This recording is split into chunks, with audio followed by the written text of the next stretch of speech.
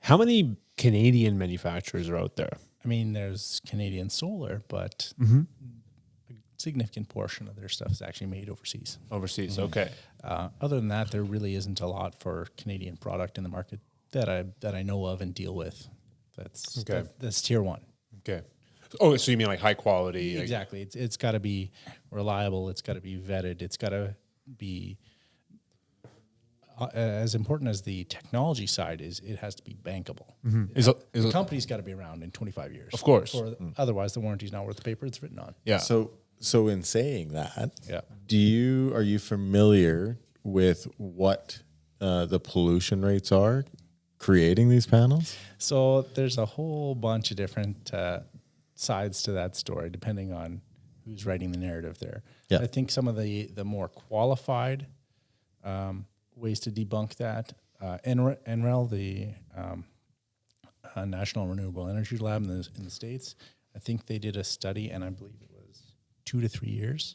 The energy deficit of creating that panel is offset by its generation in that time. Okay.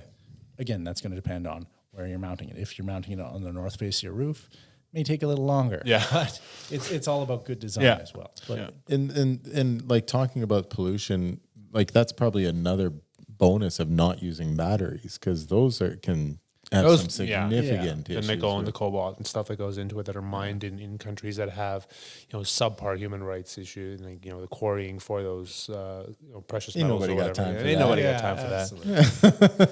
But no, it's crazy because like you have these people that buy Priuses and electric cars, and then they stand on this not a Prius.